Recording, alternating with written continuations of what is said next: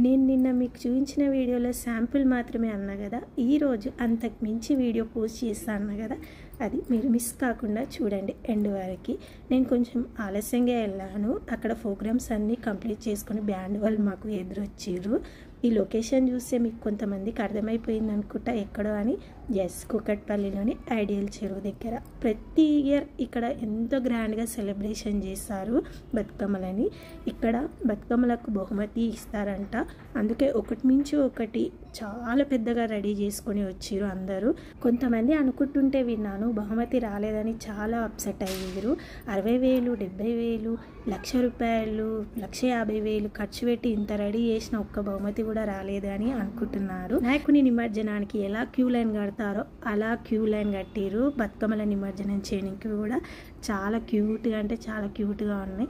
ఎంత కష్టపడి రెడీ చేసిన బహుమతి రాకపోతే ఎవరికైనా బాధ అనిపిస్తుంది కదా. ఒకటి మించి ఒకటి బతుకమ్మలు అయితే చాలా ఉన్నాయి. ఫస్ట్ ఫ్లోర్ అంతా ఉన్నాయి. ఈ బతుకమ్మ కూడా చాలా బాగుంది, కానీ దేనికి కూడా బహుమతి రాలేదు.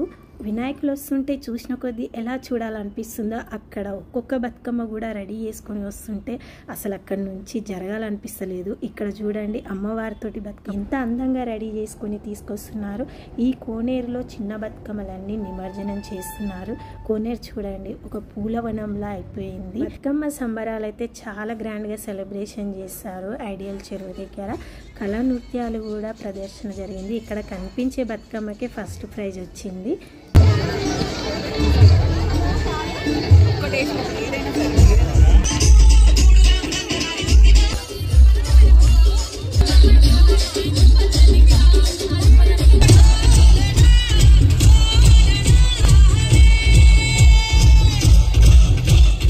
అందరు ఆడోళ్ళు ఆడుతుంటే నాకు డైలాగ్ గుర్తొచ్చింది. లాస్ట్ ఇయరే ఫేమ్ అయింది డైలాగు.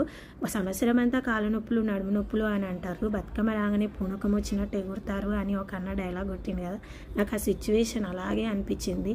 కాళ్ళకు బ్లడ్ వెళ్తున్నా కానీ చీరల కొంగులు జినిపోతున్నా కానీ ఎవరు పట్టించుకోవట్లేరు, అంత పూనకం వచ్చినట్టే ఆడుతారు. ఈ అబ్బాయి అస్సలు తగ్గేదే లేదంటారు మన ఆడోళ్ళు అయితే.